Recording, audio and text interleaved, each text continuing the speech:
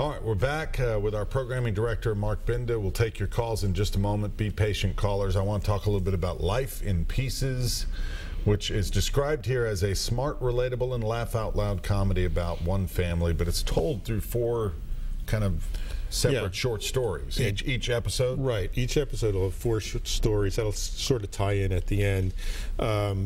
James Brolin, Mr. Barbra Streisand, and Diane Weiss, 2-time Oscar winner, play the parents of this multi-generational family. So they'll always be one story. They have 3 kids, so each of those kids will be one of the other stories. One son is unmarried. He's going through the dating ritual. A second son, played by Colin Hanks, has just had his first child. Him and his wife are kind of these uptight yuppies who now have their first kid. And then the third child is a lady who's has 3 kids, but her first child is now going off to college, so she's starting to feel this empty nest syndrome. Even though she still gets 2 small girls at home, they're now thinking, after all these years, of having a 4th child to replace the one who's gone off to college. So, interesting. We've seen a lot of promotion for this. And, James Brolin and Diane Weiss, and these pretty big names. Yeah, it'll start Monday night, next Monday at 7:30.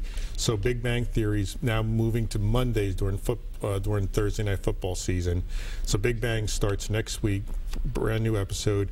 Life in Pieces gets that cushy time period between Big Bang and last year's surprise hit, Scorpion. So all right, let's take a look at a preview now of Life in Pieces.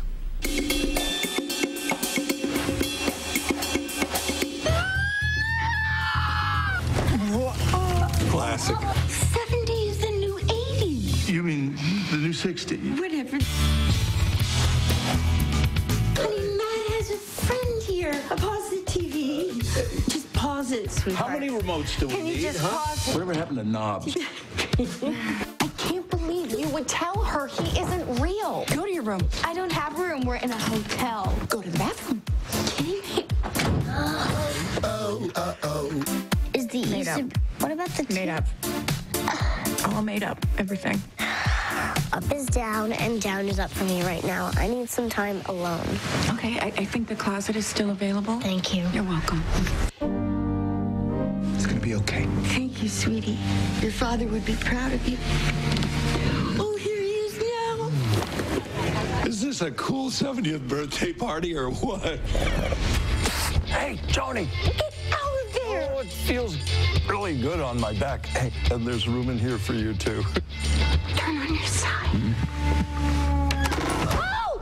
Johnny! Oh, help! Help!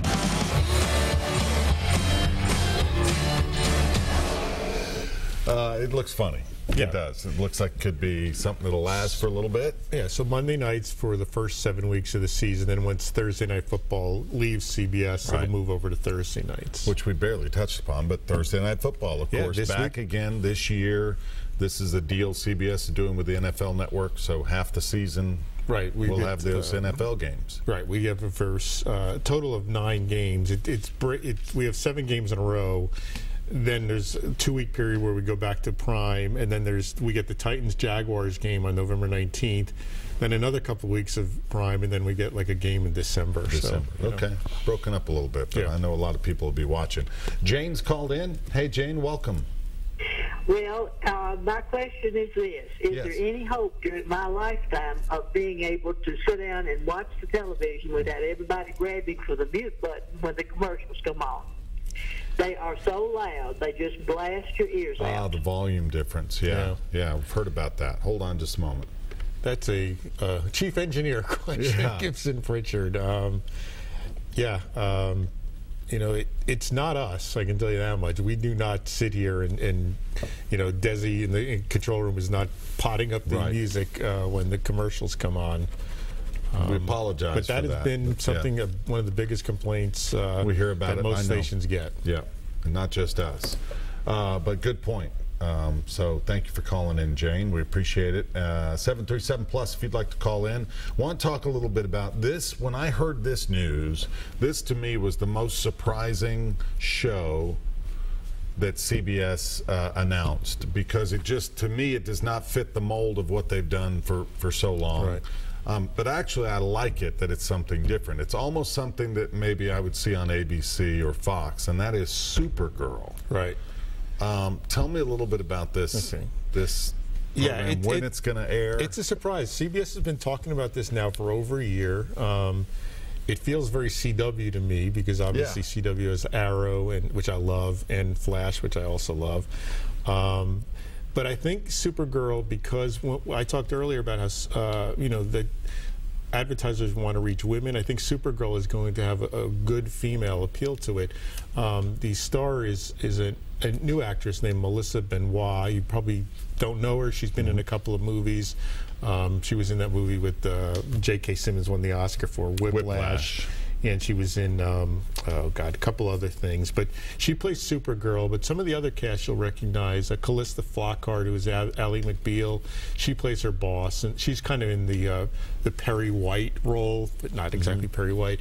It's a women's. She plays this, head of this media conglomerate, Callista Flockhart, that the Supergirl character is now kind of her gopher at the newspaper. Right. It's a really great pilot. I watched it with my wife, who does not like superhero shows. She liked it. I watched it with my 11-year-old, who loved it. So I think it's got a real shot. It's an interesting time period, 7 o'clock. It doesn't debut till October 26th, so that's it's not coming on for another 7 weeks. It's on the same time as another superhero show on the Fox called Gotham, so that's kind of interesting, although Supergirl is really, really, if you like Flash, it's more light. Gotham is really dark, so I think they'll have different audiences.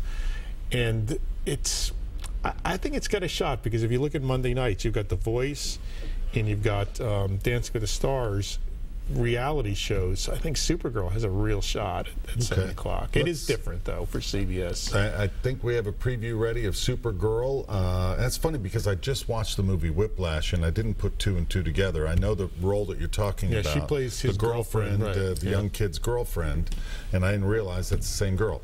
Here is Supergirl. Take a look. There's something about me that for most of my life, I've run from it. But last night, I embraced who I am. I'm her, the woman who saved the plane.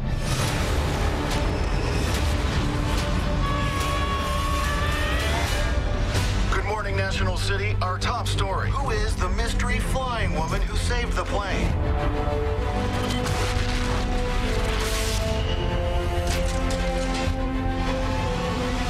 If she's anything like him, she's a hero. Saving people's what they're born to do. The worst criminals in the galaxy have been emerging. So what do we do now? The world needs you to fly.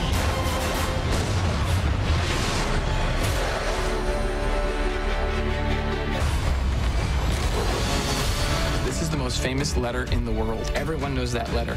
It's not an S. It's my family's coat of arms, the House of L. I think we all recognize that this is kind of a responsibility of ours to tell the story the best we can. You're her. Yep. So this is a girl who shrouded who she really is her entire life, and if something happens where she can't hide any longer.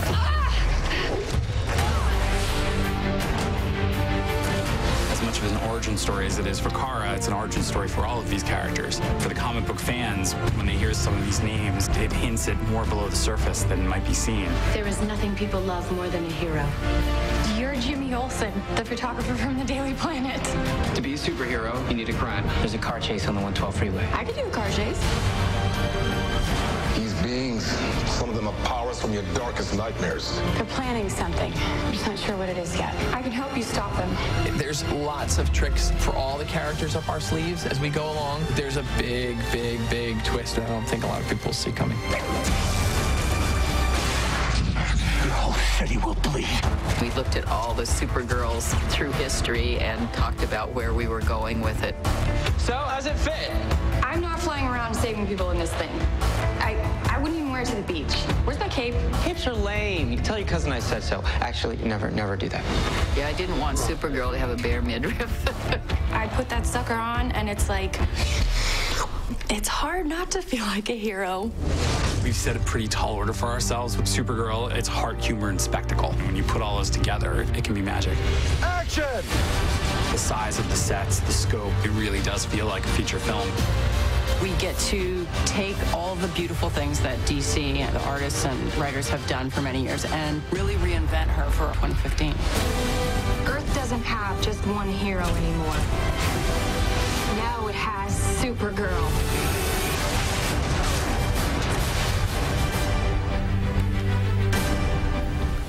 So that one also, late October, after Big Bang Theory, looks fun. Yeah, Big Bang is the great lead-in for everything. I mean, it's just, and I remember when maybe you and I were here talking about, oh, it's this new show, Big Bang Theory, and who knew how well it would do, right? It was a good pilot, but who knew? I mean, at the time, you know. But all right, nerds are in.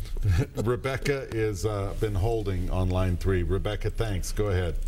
Yes, I just wanted to let you know that my husband and I love Scorpion, and from the sounds of it, I think you guys should keep Big Bang Theory with that new show with James Brolin in it, and then put Scorpion behind it, because you've got 2 smart shows. What do you like about Scorpion? That it's fast, that it's got a lot of smart people in it. Yep.